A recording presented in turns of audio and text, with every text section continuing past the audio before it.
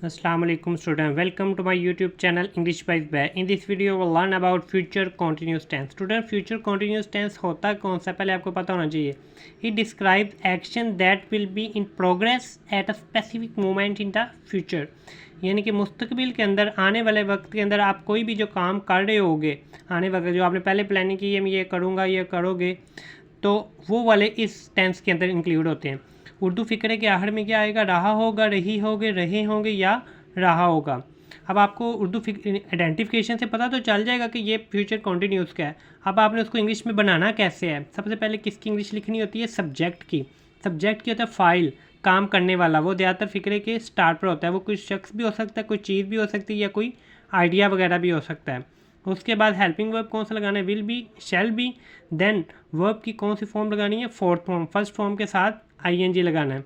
Verb क्या होता है? एक्शन, जो भी फिक्रे के अंदर कोई काम हो रहा हो. Then object and so on.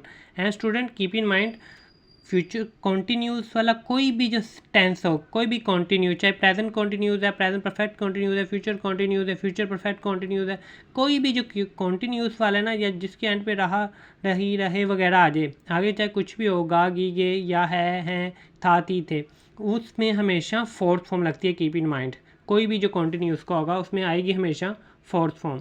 And I and we के साथ हम शेल लगाएंगे, रिमेनिंग सब के साथ विल लगाएंगे. नेगेटिव स्ट्रक्चर, सबसे पहले सब्जेक्ट की इंग्लिश लिखोगे, then will shall, then not, be, fourth form, object and so on. Interrogative structure, will या shall, subject, be, fourth form, object and so on. Double interrogative structure, double interrogative कौन से होते हैं sentence जिसमें उर्दू में कब, कहाँ, क्यों, कैसे वगैरह आ जाता है. सबसे पहले आपने उसकी इंग्लिश लिखनी होती है. वो ज़्यादातर विच, वेयर, वाई वगैरह होते हैं, तो सबसे पहले आपने उसकी इंग्लिश लिखनी है. Then will shall, then subject, be, fourth form, object. Student अक्सर स्टूडेंट देखते हैं हम गलती कर देते हैं, वो ना WH स्टार्ट पे लिख देते हैं विच, वेयर, लेकिन उसके बाद फिर सब्जेक्ट लिख देते हैं. लेकिन आपने ऐसा नहीं करना, पहले WH की लिखनी है इंग्लिश, उसके बाद विल या शैल, देन सब्जेक्ट आपने लगाना है. ठीक है, ये सारे टेंसेस के अंदर आपने ध्यान रखना है. डबल इंट्रोगेटिव के अंदर स्टूडेंट ये ज़्यादा मिस्टेक कर देते हैं. अब बारिश हो रही होगी, सादा फिक्र है, तो स्टार्ट पर हमें पहले क्या लिखना है? सब्जेक्ट, काम करने वाला. स्टूडेंट डू यू रिमेंबर, मैंने आपको अपनी एक वीडियो में बताया था कि कोई भी मौसम वगैरह की बात हो, वेदर वगैरह या टाइम वगैरह या सीजन्स वगैरह, वो ज़्यादातर फिक्रे इट, देर वगैरह से स्टार्ट होते हैं. तो यहाँ भी बारिश की बात हो रही है, तो इसमें सब्जेक्ट का काम कौन करेगा? इट करेगी. ठीक है, क्योंकि बारिश की बात होगी, वेदर की बात होगी है, तो इट एज अ सब्जेक्ट आएगा. पहले सब्जेक्ट लिख लिया इट, देन आई वी तो नहीं आया स्टार्ट पे जिसके साथ शैल लगा दें, इसके अलावा कुछ और आया हुआ है, तो क्या आ जाएगा? We, it, will, be. उसके बाद फोर्थ फॉर्म, वर्ब, काम इसके अंदर क्या हो रहा है? बारिश होने का हो रहा है. रेनिंग नाउ, रेन होती है बारिश, फोर्थ फॉर्म लगानी है, तो फर्स्ट फॉर्म के साथ ING आ गया, raining now. Let's move on. लंगड़ा घोड़े पर सवार नहीं हो रहा होगा. नेगेटिव स्ट्रक्चर है. सबसे पहले सब्जेक्ट, काम करने वाला, क्या है? लंगड़ा. तो लंगड़े की इंग्लिश क्या होती है? द लेम. उसके बाद विल या शैल लगाना है. आई वी तो नहीं आया, तो क्या आएगा? विल. उसके बाद नॉट, फिर बी, फिर फोर्थ फॉर्म वर्ब. पहले काम देखो क्या हो रहा है, काम क्या हो रहा है? सवार होने का हो रहा है. काम क्या हो रहा है? सवार होने का हो रहा है. तो सवार होने की इंग्लिश क्या होती है? राइड. लेकिन हमने कौन सी फॉर्म लगानी है? फोर्थ फॉर्म लगानी है, तो राइड के साथ ING आ जाएगा, राइडिंग.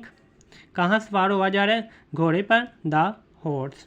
ठीक है, क्या मैं अपना सबक पढ़ रहा हूँगा, कौन सा सवालिया फिक्रा आ गया, इंट्रोगेटिव आ गया. तो सबसे पहले विल या शैल लिखना है. विल या शैल में से क्या लगाएं? विल लगेगा या शैल. वो किसको देख के पता चलेगा? सब्जेक्ट को. सब्जेक्ट इसमें देखो पहले क्या है? मैं. तो मैं की इंग्लिश क्या होती है? आई. तो आई के साथ हम क्या लगाते हैं स्टूडेंट? शैल लगाते हैं. तो पहले क्या आ जाएगा? शैल आ जाएगा. देन सब्जेक्ट आई, फिर बी. उसके बाद क्या लगानी है? वर्ब की फोर्थ फॉर्म. काम इसके अंदर क्या हो रहा है? पढ़ने का काम हो रहा है. वर्ब क्या हो गया इसके अंदर? पढ़ने का. तो उसकी इंग्लिश क्या होती है? रीड. तो रीड की फोर्थ फॉर्म लगानी है हमने. रीडिंग, क्या पढ़ा जा रहा है? अपना सबक, माय लेसन. ठीक है स्टूडेंट, आपको याद है मैंने आपको एक वीडियो में बताया था कि अपने की इंग्लिश कोई भी फिक्स नहीं होती, ये किस पे डिपेंड करती है? सब्जेक्ट पे. अगर सब्जेक्ट ही है तो अपने की इंग्लिश क्या आ जाएगी? हिज. अगर वी है तो अवर, अपने की इंग्लिश क्या हो जाएगी? अवर. दे है तो अपने की इंग्लिश क्या हो जाएगी? देयर. ठीक है, ये सब्जेक्ट पे डिपेंड करता है, सब्जेक्ट के लिहाज से अपने की इंग्लिश बनती है। सितारे कब चमक रहे होंगे, अब देखो ये कब आ गया, कब, क्यों, कहाँ, कैसे, तो ये कौन सा बन गया, डबल इंट्रोगेटिव। तो डबल इंट्रोगेटिव में सबसे पहले WH की इंग्लिश लिखते हैं। कब, कब की इंग्लिश क्या आ जाएगी, व्हेन। फिर वही बात, विल या शैल में से एक लगाना है।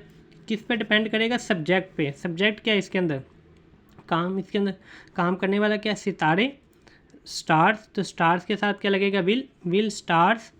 फिर बी, फिर फोर्थ फॉर्म, काम इसके अंदर क्या हो रहा है, चमकने का, बी शाइन। चमकने की इंग्लिश क्या होती है, शाइन, लेकिन फोर्थ फॉर्म लगानी है, शाइनिंग। ठीक है स्टूडेंट्स, इस टेंस का भी पैसिव वॉइस नहीं होता। तो अब आपका होमवर्क क्या है, आपने 10 सेंटेंसेस बनाने, कोई भी ग्रामर पकड़ के या खुद बना लें जिसके एंड पे रहा होगा, रही होगी, रहे होंगे वगैरह आ रहा है, तो आपने 10 सिंपल, 10 नेगेटिव, 10 इंट्रोगेटिव और 10 डबल इंट्रोगेटिव बनाने हैं। अगर आपको उसको बनाने की कोई प्रॉब्लम फेस करनी पड़े तो आप कमेंट्स के अंदर पूछ सकते हैं। Okay, thank you and don't forget to like, subscribe and share with your friends. Thank you.